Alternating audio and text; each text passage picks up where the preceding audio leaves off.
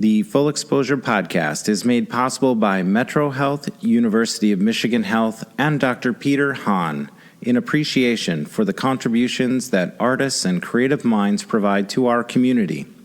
Arts and culture are essential to a rich and rewarding life, strengthening our overall well-being and our appreciation of all that we see, hear, and experience. Hey, everybody. Welcome to another edition of Full Exposure with me, your host, Brian Kelly. And as I sit here right now and recording this intro for this episode, I am in Los Angeles. I am sitting in a back patio of a house that I'm staying at near Century City. And I'm recording on location episodes for the podcast. I'm here for a week. And I have 5 amazing interviews, photo shoots, video clips, and things. 5 different episodes we're shooting out here. 5 different people. I'll keep them a surprise, but it's especially significant that I'm doing the intro for this particular guest today from Los Angeles because it's kind of his fault. Eric Hultgren. My buddy, Eric Hultgren. It is, I wouldn't say it's his fault. He was certainly a catalyst in me kind of taking the final leap to start this podcast. Eric had asked me to be on his podcast, which everyone should check out. It's called The Incredible HULT. It's a very good podcast. And he invited me to be a guest. I was a guest on his podcast. I don't even know when it was. I think it was in 2018 sometime, late 2018. And then in March of 2019, I started this podcast. And I had such an intriguing conversation with Eric during that, when I was a guest on his podcast, that I got thinking more about conversations and how I could potentially do my own podcast.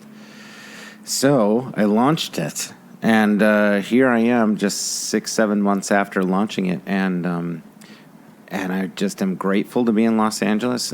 So happy to be able to take the podcast on the road and create some content. And the reason I'm doing that is because I want to get out of the studio and meet some people that I wouldn't normally meet. They're not going to be in Grand Rapids very often, if ever. And these are very intriguing, interesting people. So if I can take the podcast to them and the whole premise of the show of doing a portrait and then sitting down and have a conversation, I think it's going to be cool. So, and it is cool. I can't wait to share these episodes from out here. It's been a blast. We've shot 3 out of 5, and it is a Sunday afternoon. We're not shooting today, and I thought I would catch up, get out Eric's Hultgren's podcast episode, and prep for the next 2 days of shoots of podcasts. And it's been a blast. That's all I can tell you. Let me formally introduce Eric. He is, I forget his actual title. Don't forgive me. It's in not right in front of me. But he is the social media and marketing director at MLive. I think that's his official title. And he's a social media content expert, and a marketing expert. So he's also a videographer, a photographer, a podcaster, keynote speaker, an all-around great guy, not to mention a husband and a father. And but Eric always seems to be in the know about how all the latest tweaks and changes to Facebook, Instagram, Twitter, and LinkedIn are going to affect your business, and how those changes might make it harder or easier for your audience to find your content in this cluttered, crazy world. And there's an airplane going over, but I'm going to keep plowing ahead because that's what we do here. And as I mentioned, Eric's one of the reasons that I started my podcast. I put a link on the Full Exposure Podcast.com website. You're going to find all of Eric's information, links out to his podcast, his social media accounts, and he really, Eric he's a great conversationalist. He's very smart. He knows all kinds of things about social media, and I'm constantly picking his brain, probably to his annoyance, I will text him and say, hey, I'm having a problem with this particular type of ad performance I put out on Facebook. Boosting posts. If you want to know any of that stuff, if you want to know about how to create and cultivate an audience or create content for your business or your personal life, Eric knows how to get that done. And he does it in a way that teaches you. It's just a great, he just has a way of getting you on the same page quickly. And it's a rare gift. And he also is a keynote speaker. He goes all around the country and talks about these things: social media, marketing, what platforms businesses should or shouldn't be on, or how do you decide what you should be on, and then how to engage, how to create audience engagement and grow audiences online. So you're going to love this episode. There's a lot to dig in here. It's fun. It's a fun conversation. So here we are, Eric Hultgren. Let's explore the bigger picture right now.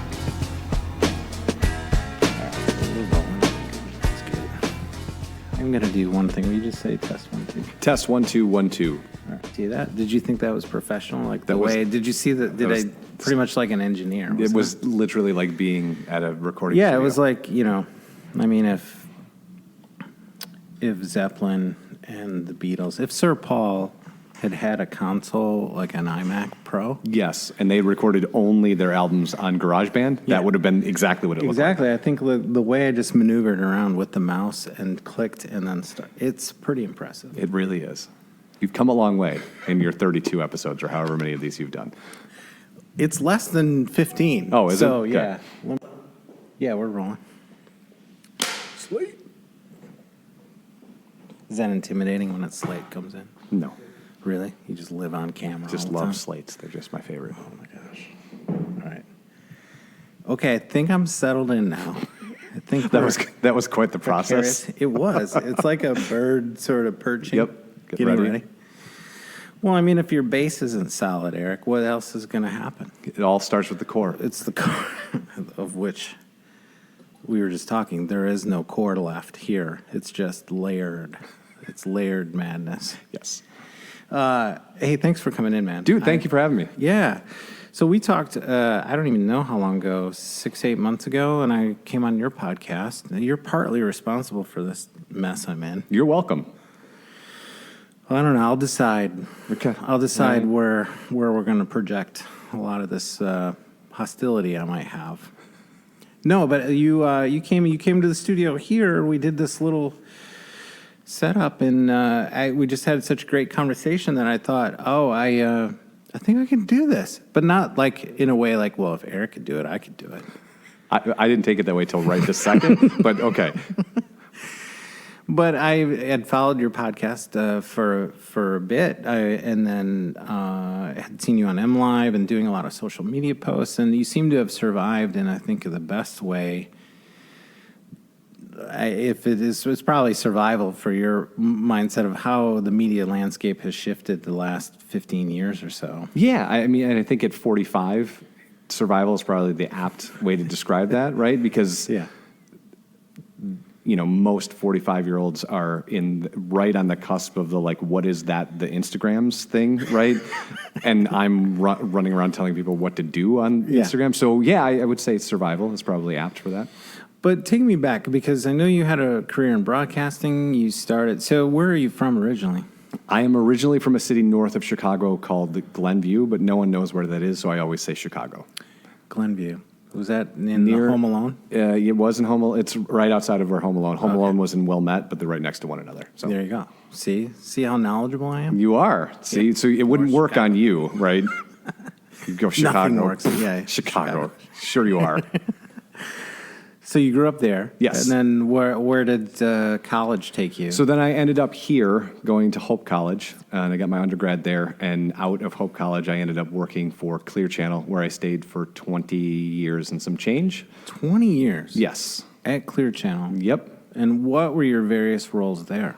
So I started playing commercials in between Whitecaps games, and it turns out... How was Clear Channel involved with that? So they were broadcasting them on Wood Radio at the time. So you were like the switcher. Right, so when they go, let's take a break, I was the guy that pressed the buttons. Okay. And I was 21, 22 at the time, and there was another gentleman who was producing the Wood morning show, and he was the same age and wanted to have a life, and I wanted to run away from baseball because pressing that button was painfully boring.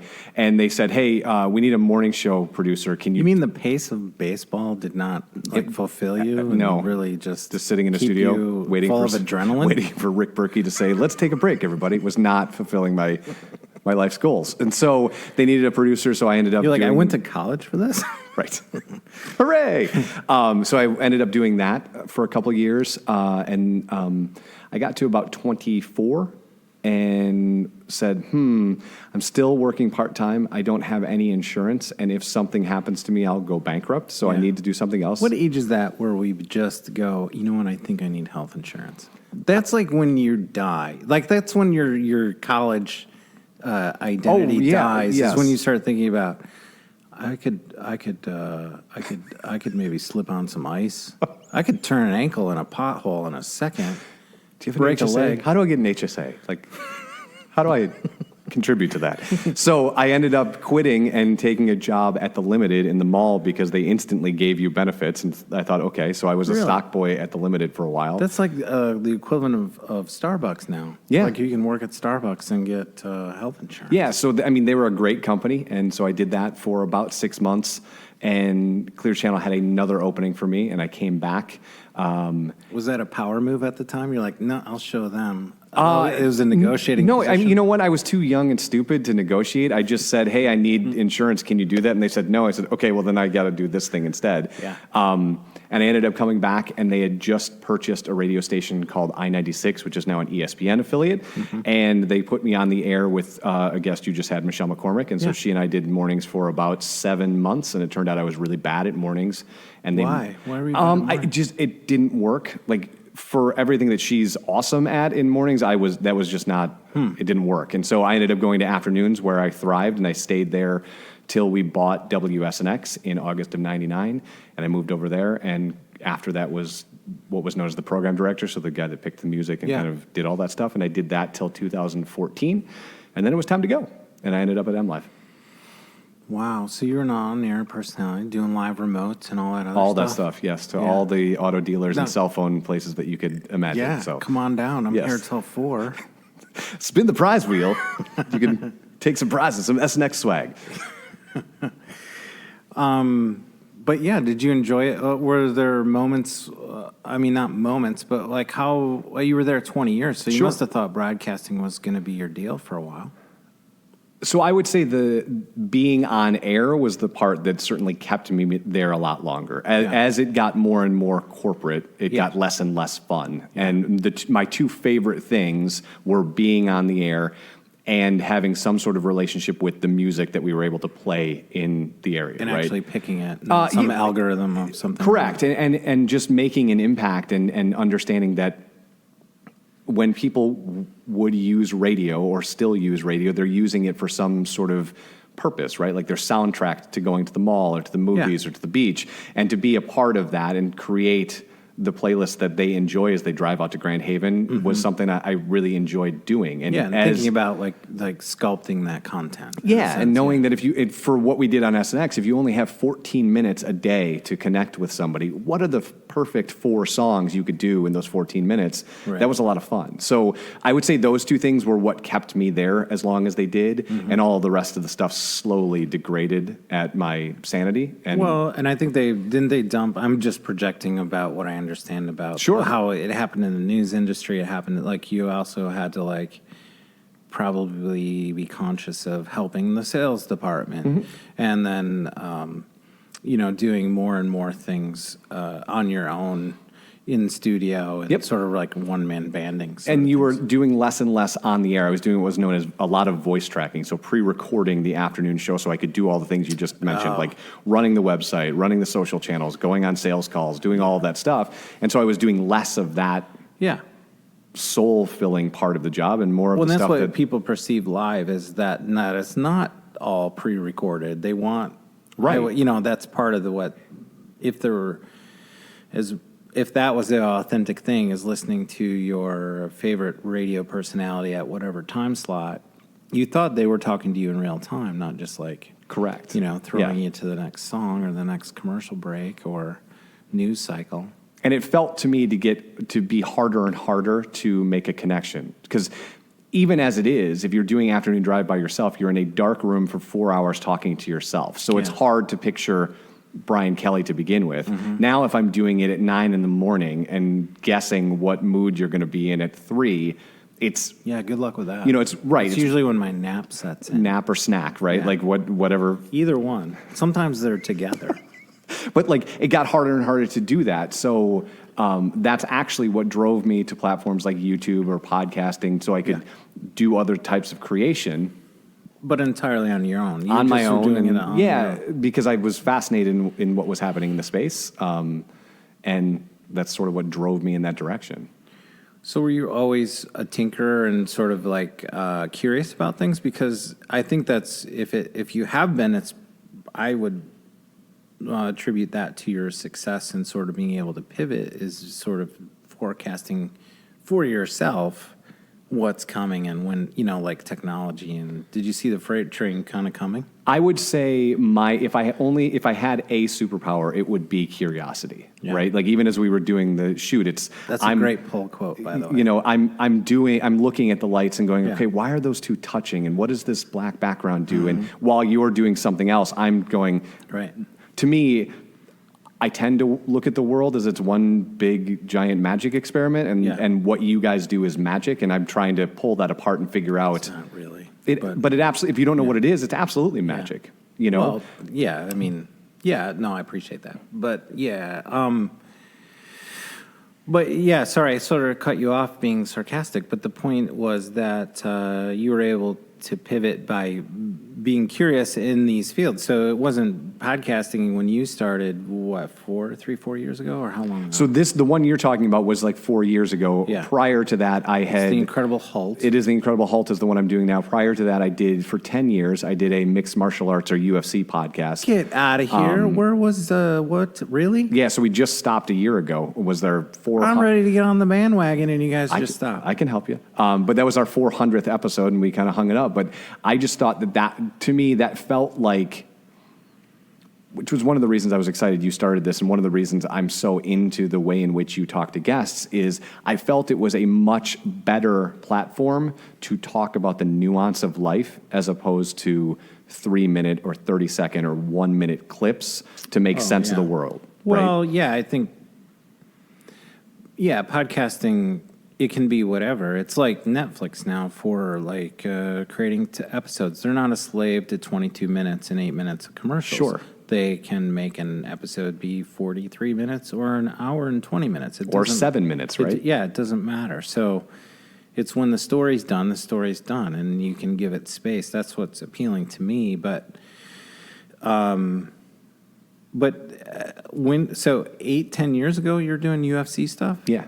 And who was your partner in that? So for one, full disclosure, I do not really follow the UFC that much, although it is becoming slightly, even though it's hard for me to watch. Not that I'm I like boxing, but there's something more brutal about it that I just haven't not quite, how do you say, acclimated my palate to. Sure. Is that a fancy way to say that? I felt like that was kind of a fancy way to say it. It's a very fancy way to say that, yeah. Acclimated my palate. Yeah. So 10 years ago, it was myself, and it eventually ended up being a dear friend of mine, Ken Evans, who's over at Hot FM now. He and I we had been watching it almost since it started, and had a passion for it, and there weren't a lot of outlets that were doing. So you're like breaking down the fight or upcoming, or the previewing. business or rumors or those sorts of things. But it was all UFC stuff. So did it gain traction in that world? So it had a very brief moment where we were able to, we'd done enough of them in test, right, where we'd just done podcasts, that actually we ended up getting it on the ESPN affiliate on Friday nights. And played it enough times that we were able to try out for Premier Radio Networks. They ended up not taking it. And after that, we took it off ESPN because we were interrupted by every other sport that actually paid them money, right? The Whitecaps. Whitecaps, Griffins, Tigers, whatever, right? Yeah. Which we totally understood, but we wanted to keep working, so we moved it straight to podcasting. So again, we could take back control and do what we wanted to do, and we did it for 10 years. And that's a great run. Yeah, I mean, and it just got to the point where it like anything that you do for that long, it becomes. As soon as you get older, it's like, you need to monetize it somehow to, it can't really be a hobby. Yeah, it can't be a hobby. I mean, it can. It's just needs, like, I think you lose, I'm speaking for me, not you, but like, I was just having this conversation with my dad. I was on this road trip with my dad and my brother on motorcycles. I just got back last night, but my brother's constantly taking photos, much more than me, on his phone. He's always looking around and taking pictures. And he's not a professional photographer, but like, we were just noting those differences in our sort of personalities. And I said something to my dad, like, if it's about photography now, if I'm going to post something on social, on any social platform, it has to move the needle in some way towards my business. And I don't mean that in a greedy way, but it's like whatever I could show creatively may have a business or strike an idea to have me create something for them. So the joy of just meandering and go, oh, there's something unusual, or like looking at abstractions. Like I know I can't monetize that. So my brain just sort of like, and I don't know, this sounds terrible, but it's not about money. But the point is, I love doing what I do because I feel like people commission me, in a sense, to do what I would love to do.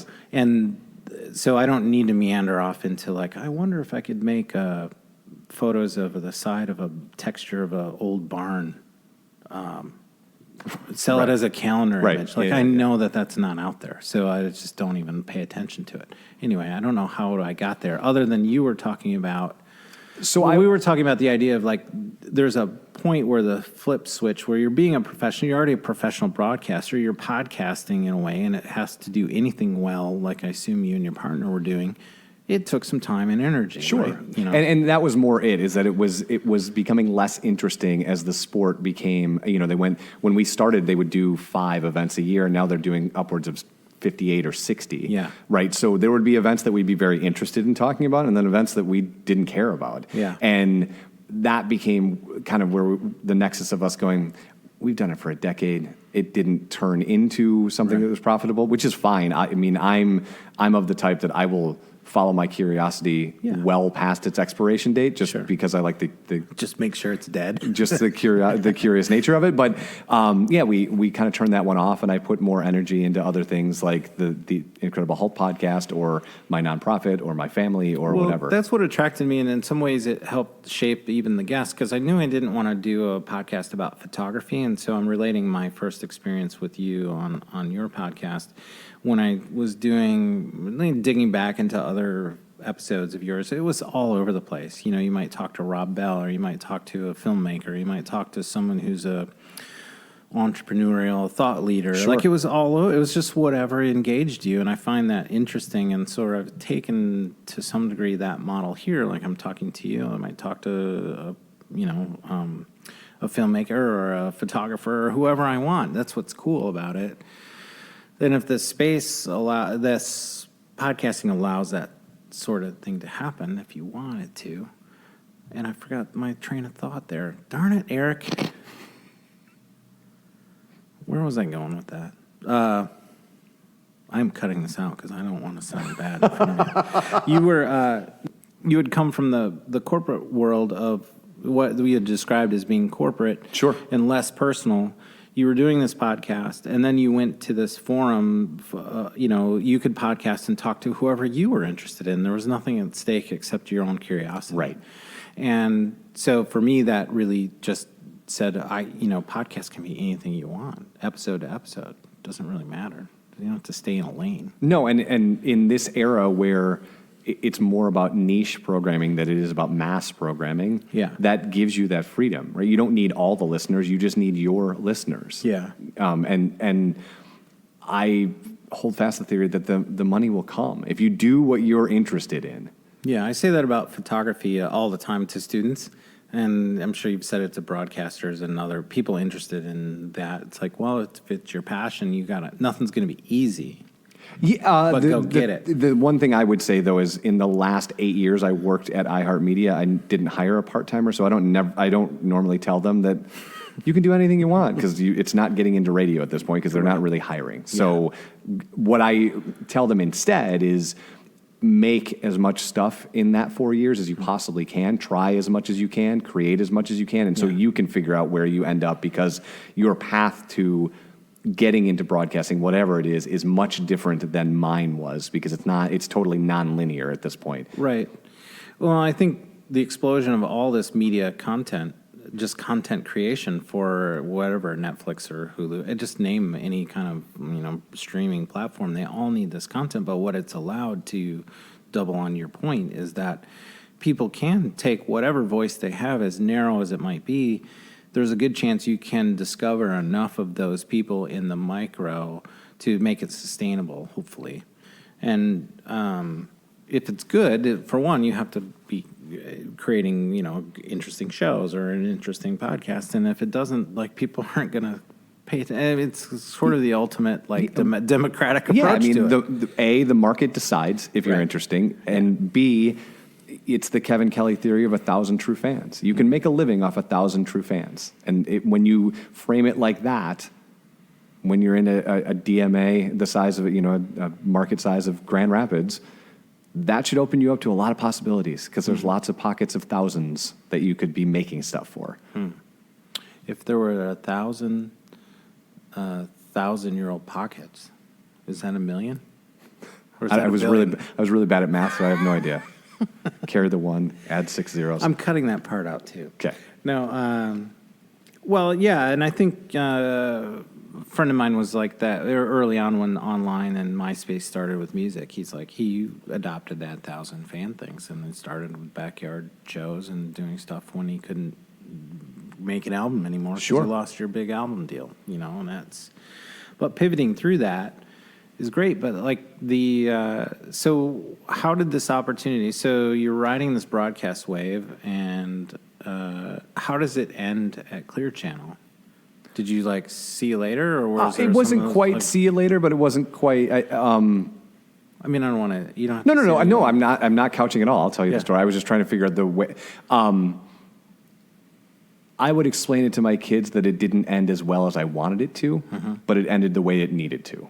Right. So the last 4 years, I was doing much more digital and social and web stuff and much less broadcasting. And I had gotten to the point where I was turning 40, and I essentially went to them and I said, I can't play Justin Bieber records anymore because I'm 40 and it just feels weird. What's next? And they really didn't, there wasn't a really great answer as to what next other than hold on. And I'm not really a good hold oner. And so this opportunity at MLive came up, and they were looking for a director of marketing. So I said, yeah, I'd love to interview for the position, even though if you look at my LinkedIn or my resume, nothing in it indicated that I should be a director of marketing. But they took a shot on me. So that was a title, director of marketing for MLive? Yes. So my Does that mean statewide or just it was Grand Rapids? No, it was statewide. Yeah. So right. So they took it they took an awesome shot on me, and great. And I can't say enough good things about that opportunity. And the first one of my first jobs though was to figure out a way to work on subscriptions for newspapers to millennials, which turns out is not an actual job, right? Well, it's not an actual thing. Right. They don't want to buy papers. So very quickly and this is one thing that they're awesome at, is that if the person is in the building and not in the right role, they will work to figure out where that person goes. And so very quickly we ended up going back to what I was good at, which was social and that sort of thing. So very quickly, my 9 months in, I was back to creating campaigns for clients and consulting for clients and keynotes and those sorts of things, which ended up being the lane I should have been in the first place. Yeah. Because you are doing more keynoting now. So when you do presentation, what do you want to call keynoting? Sure, whatever. Or conferencing, Yeah. or you speak to an employment, or Talking at people. Yeah, talking. Well, but they're there to learn, Yes, right? They're there to yes. learn something new about the landscape of media and social media. Yep. And how big and small companies can leverage these platforms. What is a typical 3-point arc of? I don't mean to minimize it down to 3 points, but like the idea is, so if I'm going to hire you to speak at my conference, generally, what are you? And that's what's your elevator pitch? What are the 3 takeaways, What are you selling me? Yeah, so I will typically give sort of a state of a state or land, like what the land looks like. Here's where all the platforms are. Lots of explosions. Here's the ones to pay attention to. Here's the ones I wouldn't pay attention to, because lots of people will walk in and say that you should have, if you're a funeral home, you should have a Snapchat account, and that's a stupid bit of advice, right? And then the second part is I'm actually going, and this is something I learned through watching others, and you will go and see some conferences and people will stand up on stage and they will talk about themselves, but not necessarily give you something you can do. Yeah. They will say, look at this amazing thing I made. Isn't that awesome? Everybody claps and we go away. And I wanted to make sure that if you were going to take a shot on me or a chance on me and bring me into your event, that I was able to leave you something that you could do right now. Yeah, so some practical, actionable items. So that is all Act 2 is. Here is the things that you can do right now. Right. And then Act 3, if they have the space or the ability Curtain to call. do Is it, this the curtain call? is I prefer to do Q&A because I want them to tell me what is your actual problem. Yeah. Matzo ball stand and ice cream place and right, like what are you actually struggling with, so we can work through it as a group, because that to me is what is powerful about this medium is that you can work together as a group. And when you get these groups of humans together, either at a Chamber of Commerce or some other event, it turns out they all have similar problems. And perhaps if I do my job well, they can turn and look at one another and maybe they could help each other. Yeah. Interesting. Well, that's good because I think would you agree that even now today, I think it's improving very quickly, but I remember not that long ago the debate about companies, corporations, and any business, the notion of putting together a Facebook page for the business was laughable to most large businesses. Like, we don't care. Like, no one's going there. We're not doing any of our engagements at all on Facebook. That's for whatever. Sure. That was not that long ago. And now my daughter's a good example. She's still in college, but she's working internships around where she's doing nothing but channeling and feeding every social platform for companies or for the companies she's interning for. And the bummer is, if you haven't started yet, it's way harder to start now and build an audience and find people, right? Because Facebook for the last couple of years has kind of tapered off in the amount of users in the United States. Like, you've got what you've got. That's why I'm going global. And even globally, it's not that great. Dang it. But see you in your facts. Even with smartphone adoption, right? In the United States, it's like almost 94%. So there aren't more smartphones to show up. So what you have on these platforms is what you have. So if you're still sitting around going, why would we do that? It's not, that's not a good look for you at this point, because between LinkedIn, Instagram, Facebook, and Twitter, one of them, I promise you, fits your business. Yeah, for sure. No, I totally believe that. And maybe all three. Maybe. It just depends how you shape content. But I typically would say start, if you don't do it regularly or 15 hours a day, start with one, because if you do 8 of them to start, they're all going to suck. Because the part where, and you and I have talked about this a lot, is where everyone gets stuck is the content creation part. Well, yeah, And I mean, like, it's what do I put on these things?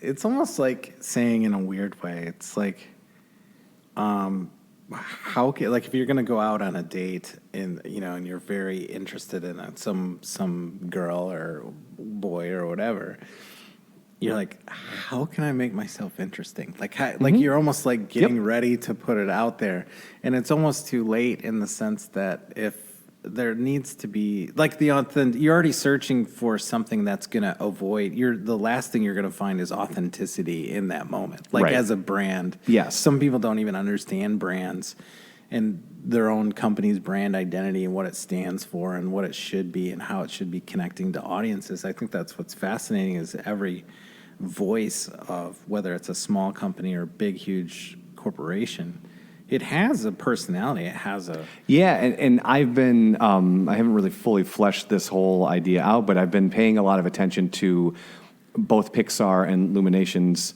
animated movies. And when the credits start rolling, 6th or 7th credit in is always someone who is the head of story.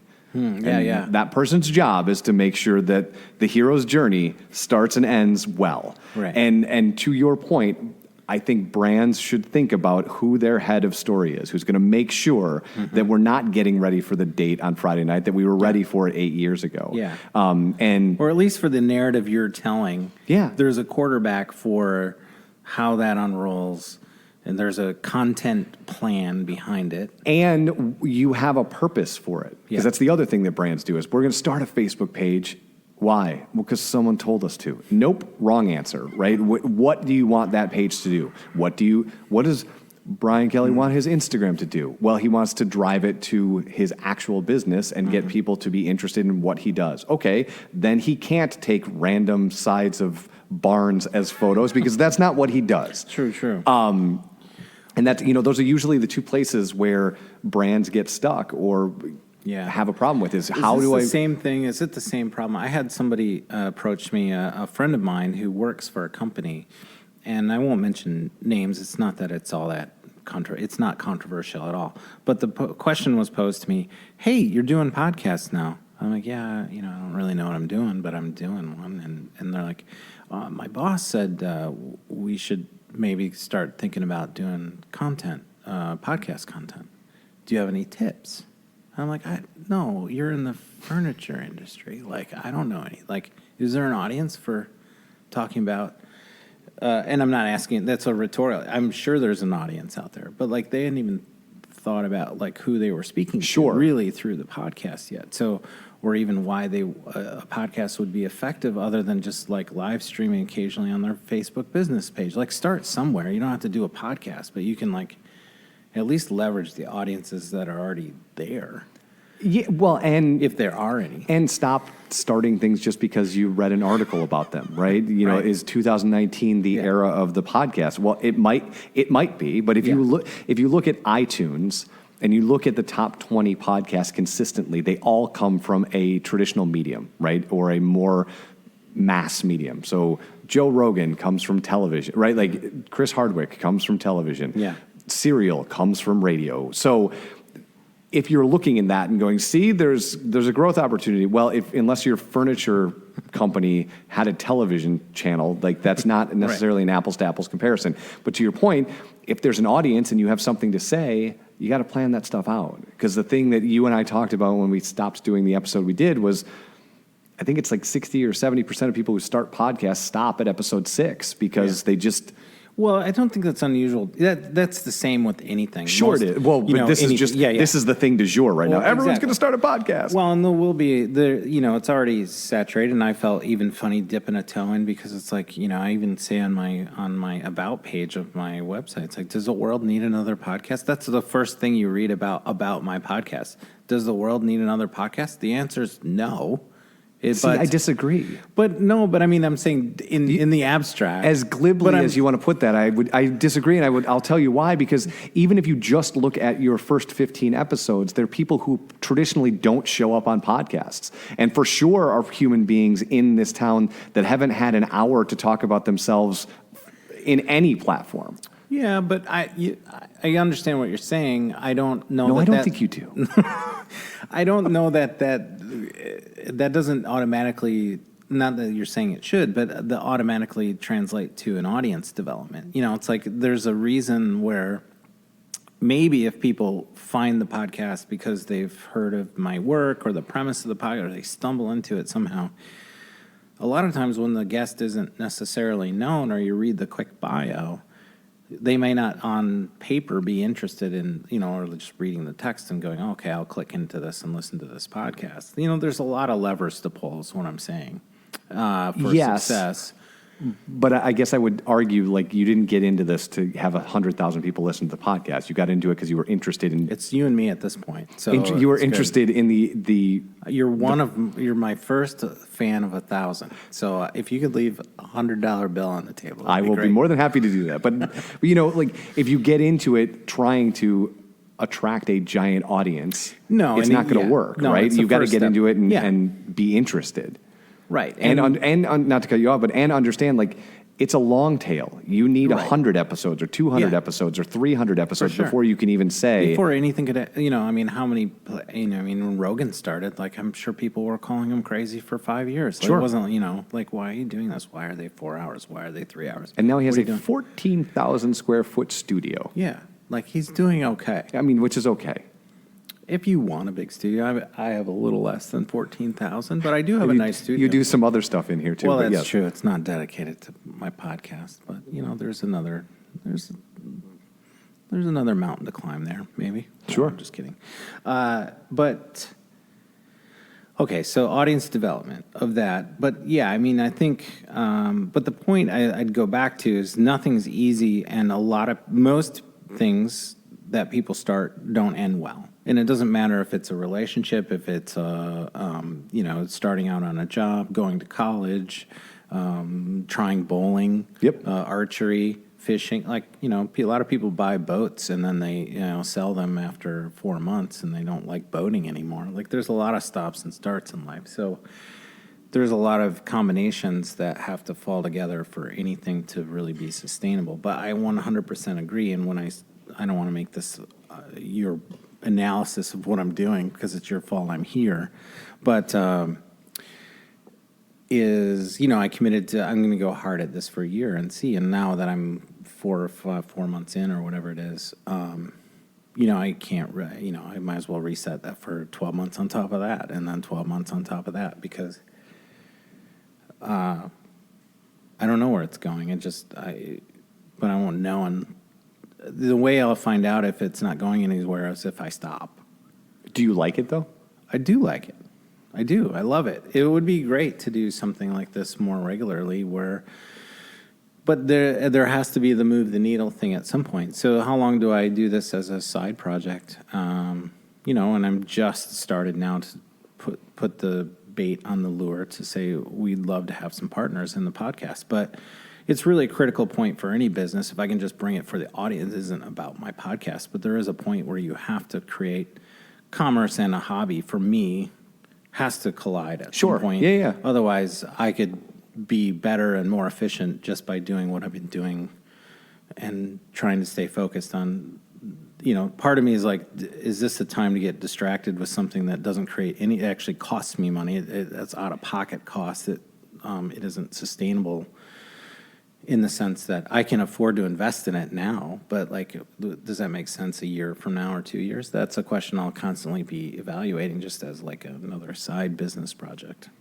Do you have anything to add to that? Probably not, but I'm just... Well, all I would say is I don't know that it necessarily, it costs you in hard costs, but I would wonder if in a moment of self-reflection that this actually makes you more creative because you're doing something that you're not necessarily good at yet. No, and I like it. I like learning from people. I'm curious about people. This is, if you stay authentic to the premise of the podcast, is exactly what I wanted it to be, which is like I, for 20 years, have started really fascinating conversations with most people that I have in front of my camera. And they're always abruptly ended because the shoot ends. Sure. And so now we can meander into anything now. So that, if anyone finds it interesting, then aside from myself, that's great. But I have been doing these things just in different compartments. I've been doing portraits for my book for no pay, for just because of a creative expression. I've been making video and content just for my own expression or to soft sell the business somehow to engage. So really the podcast formalizes all three of those, but really just authentically hopefully puts out a conversation that hopefully more people than me would find interesting. And if you hold up to your end of the bargain, other people will find you interesting as well. See what I can do for you. That would be great.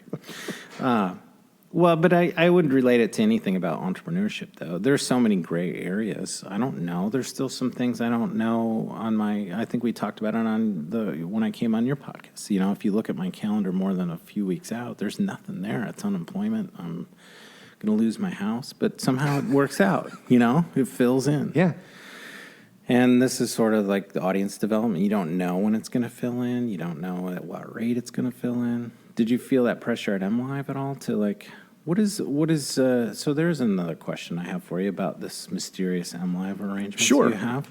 So you're doing what? You're doing content creation. You're creating all kinds of things. I see you talk about everything from new technology.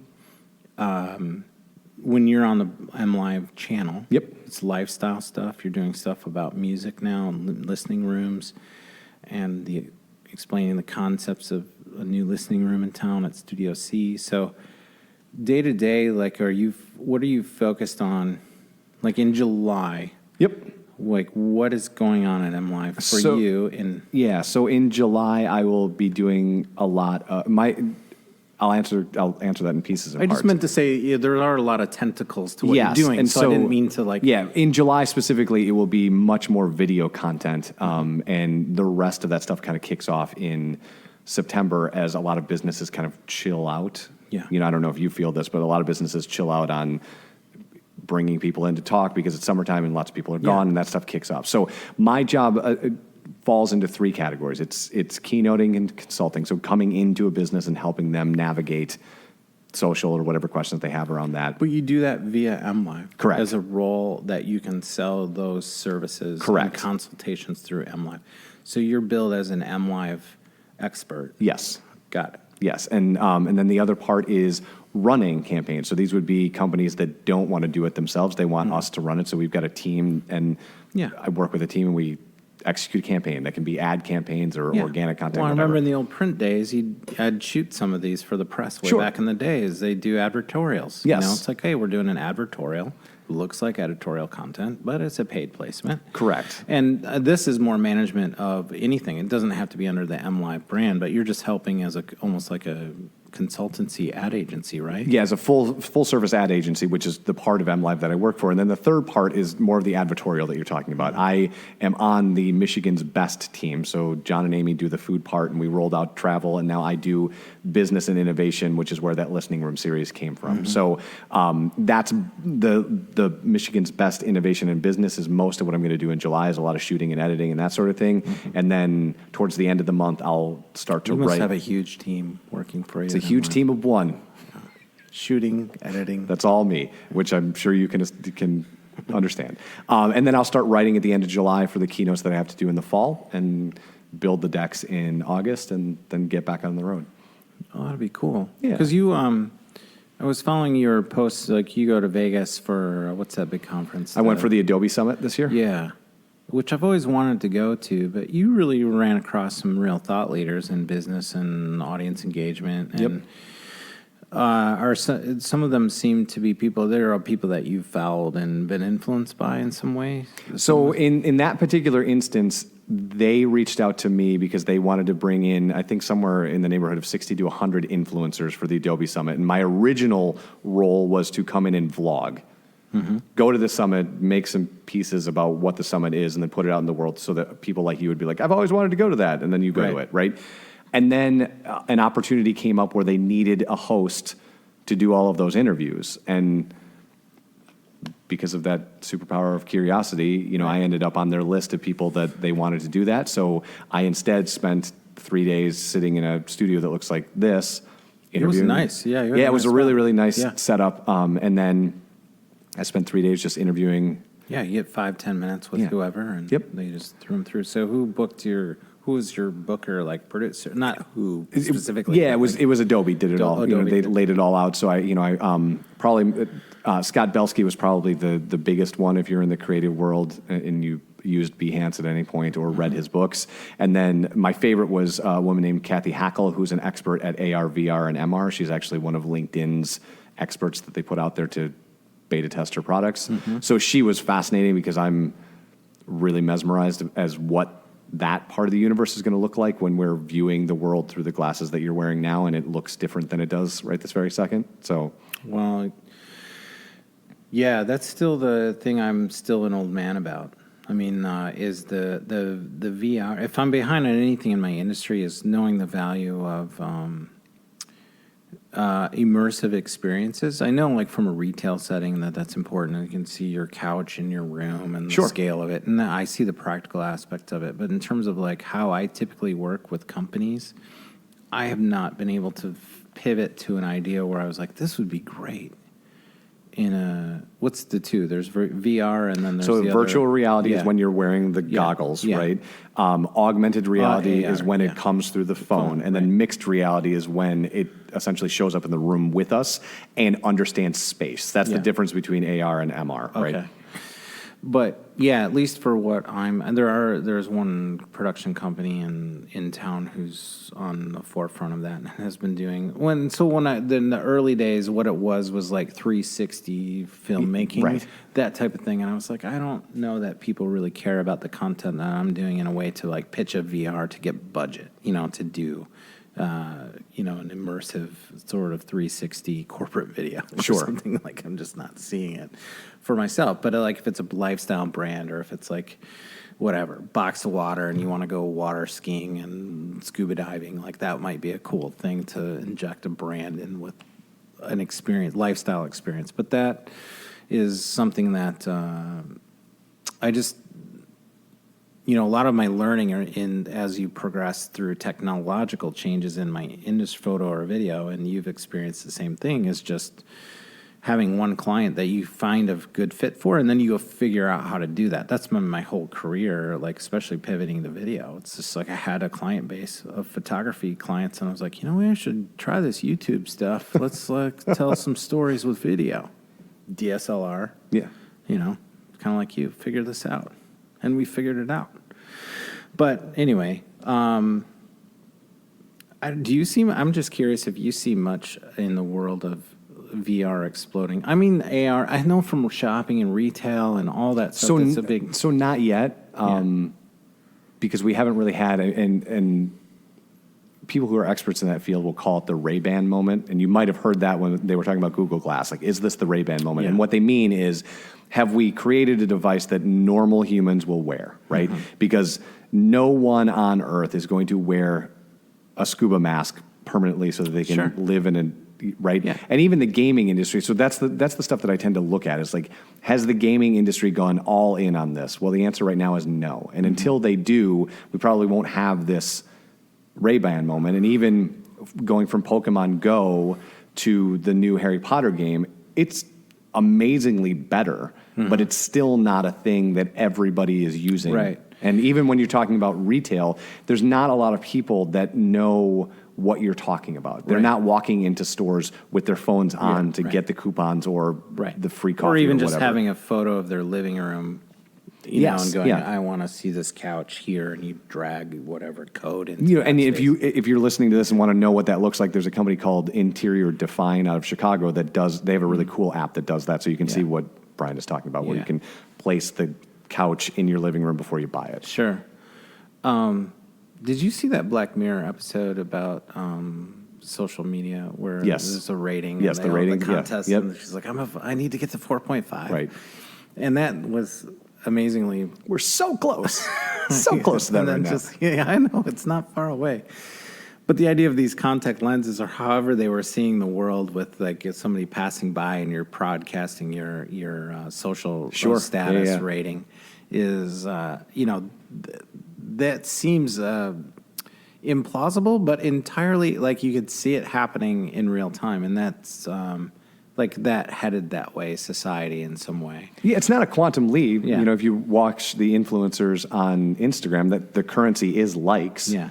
And so it's not that far of a leap to go straight to an Uber rating system as to Yeah. what restaurants you can get into, what hotels you can book at, right? Right. And my brother was telling me in China that idea of getting instant approval for things has already become a thing with the state of China. So the Chinese government in some situations will monitor like your not behaviors, but like just this you get more privileges with the Chinese government or whatever by how well you're ranked by these other things. I guess it sounds very dystopian, but it is a dystopian concept. But the point is this, there's already this evaluative sort of thing that if maybe you get a speeding ticket, well, you might not be able to drive between 12 but it would happen instantly, and you know what I mean? Like Yep. within not like you had to go to a driving class to, I don't know. It's just interesting, fascinating to see where it might go. But I found that one episode to be so ridiculous and spot on about how everyone is fake in the elevator, just to hopefully get a To get the 5-star rating. To get the when they rating, leave. yeah. What else are you excited about in terms of, when you emerged out of Vegas? Like, what's really driving some curiosity in the tech space and meaning for social platforms? Yeah, for so what you do at MLive. Some of the curiosity is how voice will shift, because typically digital campaigns are based around a search. When someone is trying to find a photographer, it starts with a search.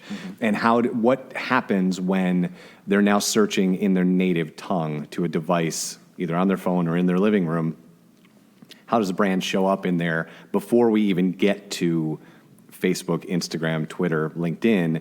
You've got to be there when they're looking for the answer to that question. And if they're yelling at Alexa, I don't know if you have one, so if I turned it on, I'm sorry. But, if they're looking through Alexa, are you the one that shows up? Because if you go home right now and you start playing around with how that might look and you ask Alexa or Siri for the best hamburger in Grand Rapids, you're going to be surprised at how broken that search is and what results it gives you that are contrary to where you would actually go. Well, it's like, meta tagging. What do you call it? Keywording your website. It's like there's a way to play that game, right? Eventually there'll be one for voice, I would imagine. Yeah, but I think what I'm excited about and what I think about is how would you, if you were talking to me and we were going to go eat cheeseburgers right now, what would you ask? Because you wouldn't say, show me all the results for cheeseburgers in my area within a 4-mile radius. That's not how you would talk. Yeah. You would say, I'm hungry. Right. Where can I get a burger? Yeah. Okay, what shows up? Well, and just also getting the AI to respond to how we talk, right? Yes. That's the whole other mystery, like sort of thing, to make it these interactions feel more and more human, like you're like, like it's more like your friend asking your friend or telling a friend to look for something. Like all the debates about telling your kids to say thank you to Alexa so you teach them some manners so they're not just yelling at inanimate objects to do things. Yeah, fortunately my kids are older. So how old are your kids? 3.5 and 7.5. Yeah. So they can speak to technology now. They can make it do things, and really mostly what it does is play Old Town Road. That's really all it does. Old Town Road. All the Old Town Road. Well, you can tell Alexa to stop that. Can't you filter that? What kind of a father goes, Alexa, never play this song ever again? Sorry, kids. Well, maybe they should develop some more interests. Yes. Maybe it's their fault. Yes, they should expand their musical horizons past Old Town Road and Taylor Swift. Well, so where do you envision, maybe it's not a fair question necessarily, but I just find it fascinating because MLive emerged out of, the Howard Scripps or whatever. I forget the old agency that owned them. But I started out as a stringer for the Grand Rapids Press, and that was back in the film days in the mid-'90s. And then, journalism and media and print sales, ad sales, just everything exploded and shook upside down. I think within 2 or 3 years, it was most of the papers were gone. Sure. Yep. And they've emerged into all these things by quickly converting to this MLive experience and statewide and aggregating some news to some places and wider. It's been but they had an audience to engage with, to your point about it was a traditional medium that had... That was born into a different one, right? Yeah, they had to pivot and roll and can't change over to the other one. But what do you find fascinating about working with MLive where, to some extent, I'm sure there's still a bit of a big ship that doesn't turn real fast, or are they getting more and more nimble? So I think in any corporation, that's what happens. But to answer your question, the thing that I'm most fascinated about with that side of the organization, right? So it's kind of, as it should be, church and state, right? So there's the editorial side and the sales side. But on the editorial side is how vital that team is and how little credit they tend to get in the public eye, right? Like on the editorial side? Yeah, well, like if you think about the Flint water crisis, that was two people from the M Live team kind of breaking that thing wide open Right. and stayed well after. Same with PFAS and all that Right, stuff too. and they stay well after Yeah. NBC or CNN, and those guys bail because they've gotten their clicks or their Yeah. links or their views, and they're gone. And that's the stuff where we're in this really interesting space, and you saw it this past weekend with the fight at Rosa Parks Circle, right? Is that's broken by a random human who gets 250,000 views on his video. But the problem is, it's great that he's there so he can document it. But the problem is that he comes into that with his own biases that you either agree with or you don't agree with. Right. And when left to our own devices, we're making assumptions based on what we viewed, right? So if you just view that video, you've got an opinion of it, whatever that opinion is. And a good journalist can go in there and kind of parse that out. And to me, the thing that I'm very passionate about and I try and bring into every conversation, and you and I had it a couple weeks ago when we went out for drinks, is we lose this nuanced conversation and everything breaks into tribalism and everything breaks into sides, even something like that. Like, as a story, a fight for the second year in a row during the 4th of July fireworks is a terrible story. Yeah. Full stop. Right. Right? That's the story. However you parse it out and whatever narrative you want to tell after that, as a city, we should do better as a collective. And I think there's a place for citizen journalism and there's a place for people to capture things that a handful of journalists, because to your point, right, the pool isn't getting bigger, it's getting smaller. A handful of journalists can't grab all of that stuff. But when you need somebody to make sense of something like PFAS or the Flint water crisis, you need somebody with connections to understand the questions to ask And it's a long access. tail on that story. And it's a very long tail. Yeah, you can't just spend an afternoon sort of getting some quotes and then write about it. It's too moving, and you need journalists that dig because certainly the corporate spinsters are going to not be forthcoming. I'm not speaking about PFAS specifically, but just in the abstract. In the abstract, yeah. It's they're not inclined to want to let anything bad come out about their company, and but journalism breaks all that stuff, Well, and then you're in this era, though, where we're using the word fake news about everything that we don't agree with. And so these men and women come slamming into this idea of fake news. So you put stuff out in the world, and if it doesn't meet my worldview or connect to my worldview, then I'm just going to say it's fake news and dismiss it. Yeah, even though it happened. Right. I just don't get how things are become just implausibly, the undeniable are denied, and I don't understand what part of us goes, okay, and shrugged it off, and go, well, we'll see what happens tomorrow. Because if you came from outer space and you landed in the state of Michigan and someone told you, oh, yeah, we poisoned an entire city, and they would go, well, have you fixed it? And we're like, well, no, I mean, we got sort of bored with that story. We just got Governor Snyder's cell phone, though. I mean, we moved out onto something else because we were really mad about the Lions haven't won a Super Bowl, so that's what we're doing now, right? And that's the stuff that's the stuff where I do a lot of thinking about what could make this better, what would make people want to consume more news, because they're not going to pay for it. Okay, but not I don't know that we can. Sorry, I didn't mean to. No, you're good. Cut you off, but I don't know that we can get the toothpaste back in the tube and create a toothpaste that comes out where people are actually concerned, like they're discerning and objective about what they're reading, and don't instantly just fall into that catnip sort of. This falls into my trigger, whatever triggers me on a daily basis and what doesn't trigger me on a daily basis. I don't know. So the challenge is for me just being I've never been a photojournalist. I've shot stories that illustrated some articles, but I don't live in photojournalism. I don't have the same constraints that a photojournalist has to exaggerate or elaborate photos or alter them. So, but you were saying it was me waxing so poetic about my stupid career that you were saying that we couldn't get the toothpaste back in the tube. Yeah.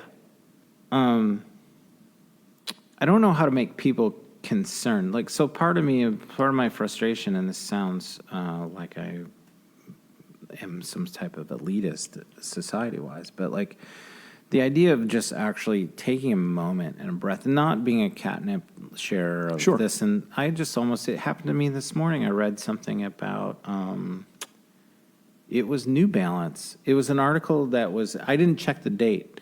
And I was like, this makes me so mad. And it said something like, New Balance is putting out an American flag themed shoe to support Trump.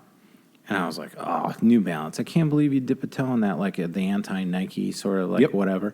And I go, is this where we're going? And then like I actually started to read the article, and I was like, wait a minute. There was some comment in there that it was talking about the election. Well, it turns out it was from early 2016. And I was like, oh, that article's 3 years old now. And I almost shared it. Almost, yeah. Right. I was like, oh, this is ridiculous. And I almost like in my own mind was like, I'm never buying New Balance, you know, or whatever. Not because of Trump or America, but just like the idea of. Anyway, the point is, anyone can fall into that trap of being inflamed for 30 seconds about something, or even less. Sometimes it's 2 or 3 seconds.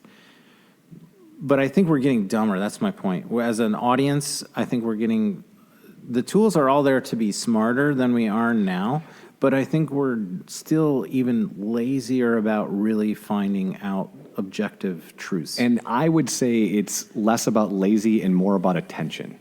Because if I can get that New Balance story up first, I'm going to get all the likes, and I'm going to get all the comments, and I'm going to get all the shares, and therefore my social currency is up and I have value.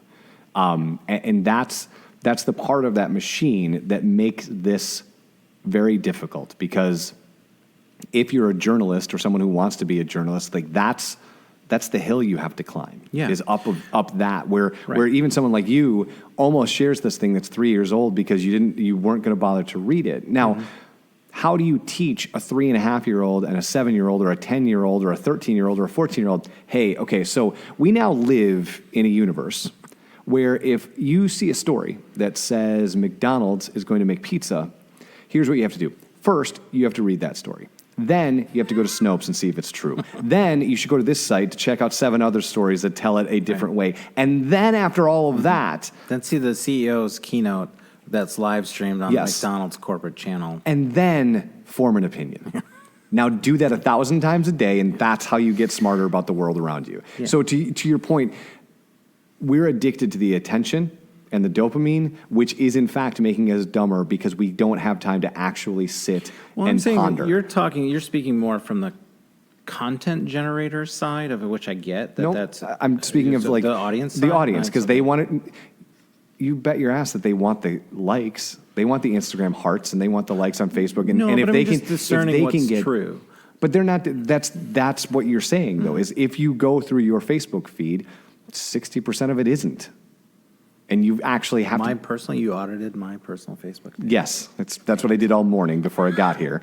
Audit your feed. You do your prep work. It's actually 58%. But lots of it is fake or exaggerated or and it's through whatever echo chamber that you listen to. But you and I are friends, and if I see you share this story, I automatically think it's real because I trust you. Right, which is a bad mistake. Which is clearly a terrible mistake. Yeah. In this case, it is because it's wrong. Right. And that's or outdated or no longer true. And you can't erase anything from the internet now anyway. Yes, so because it's all permanent. Yeah. And that's the feedback loop we're creating, is that friends trust friends, and your friends are sharing things that aren't true, right? Oh. Like every year we get the story that Taco Bell is using human meat to, right? Like, and you get to see that shared every single year. And that thing's probably 7 years old. Yeah. And, that Morgan Freeman died again. That one's out there every 5 or 6 months. It seems like, it's too bad. He's a good actor. He still is a good actor. He's alive right now. Oh, all right. As of July. What is it? No. Yeah. All right. So what is there anything keeping you up at night about this stuff? At the real core of like social internet strategy, bots, political deflection, smear campaigns that take off like wildfires as soon as they hit Twitter or wherever. Yeah, I don't know, like keeping up at night is probably a bit of an exaggeration, but there was an excellent article today I was reading about YouTube and hate speech versus free speech. And I think the thing that I've been wrestling with over the last, call it 3 years, right, because it's kind of got it exaggerated in the current administration, is this idea of what are these platforms actually for? And is it YouTube's job to police content? And if it's YouTube's job or Twitter's job or Facebook's job or Instagram's job, should it be? And if it's their job, or even if it's not their job, if they make a decision, if they make a moral judgment, to quote Jordan Peterson, if you make a moral judgment as a platform, you're on the hook forever. You have to make every moral judgment for the rest of time. You don't just get to make the easy one that this thing doesn't. But it is one thing to say, what is this for? And if other people are deciding that Facebook is for spreading political untruths or creating content that's shifting political thinking and political action that is not true. Then I think Facebook can go, this is not what this platform is for. Should they, though? Because where does that line stop? No, I'm with you. I understand. I'm with you in this The argument. Toothpaste is out of the thing. I'm just saying that I think the notion that we can trust anything at any point is almost impossible because we're not present. I'm not, you could say an earthquake happened in California and 2 of them in a day, and I'd go, okay, that sounds terrible. But I wasn't there. I personally can't verify it. I have to trust, what happened. But I don't know. It's just such a weird time. I don't know. I hate when people say there's never been a time in history, because I bet there's been something about, media being used to. This just makes it move faster. Yeah. I mean, I don't think there's. I don't Human think nature hasn't I don't changed. think there's never been a time. I think there's never been a time that's this fast. Right. But I struggle with, do I want the platforms to be the police, the moral police? Like, is that Well, is I it, guess. I guess. right? Because that's like, do you want Pepsi to figure out what diet your children should have, or does that sound like your job? Well, no, I'm kidding. You know what I mean? Like, Yeah, no, I know. But I get it. It's just about information, though. That's the thing. I'm sort of bleeding. The lines are sort of mixed around news and current events that happened or didn't happen. I don't know. It's fascinating. We'll have to chat more about it. I mean, we should wrap up in like 5 minutes, but I'm saying that I just find it fascinating to talk to you because you have your toe in a lot of parts of this stuff that I don't always think about. And I trust your instincts on it. and I don't know that I'm right. That's not what I'm Right. saying. But you asked me what keeps me up. That's Yeah. the stuff that keeps me up. Like, do these 4 platforms that are right now arguably more powerful than any other medium in history? If you want to pick a, there's no time in history Sure. quote. That's the quote, right? Do we want them to be the decider of morality, or should we be having a different conversation of how that happens, or should we be breaking up the companies in Congress like they're talking? That's the stuff that quote unquote keeps me Yeah. up at night. Is like, what should these Sure. platforms become, because they're clearly more powerful than they know what to do with, Right. which becomes problematic. Yeah, and I don't think as fast as everything moves, that's the whole point. Campaigns have figured out via Russians or any other disinformation campaign exactly how to use Twitter and Facebook to move entire voting blocks. And it's not like these companies haven't tried, right? Facebook and YouTube tried algorithms. Well, that wasn't fast enough and that wasn't secure enough. So then they hired humans on top of algorithms, and even that won't work. Yeah. And they've got armies of humans that have to look at content and say yes or no. Yeah. And even that atrophy. What is it, 8 hours of that? What decision are you making at 5 o'clock? Probably a pretty bad one. Well, and I forget what you probably read it too, or I forget about it, but maybe it was a It was about the people who have to, on YouTube and Facebook, have to like make sure that The explicit content, pet torture doesn't Yeah. get out Yep. on there. And those people have Of course they do. PTSD. And I just can't imagine having a job where you have to look at things that are so the worst of humanity all the time and they're preventing that from going out. So I guess there's that line as well, like if it's a free for all and let people decide what they're going to watch. I'm not advocating for that, but I'm pointing to the But point that's one philosophy is let the market decide, right?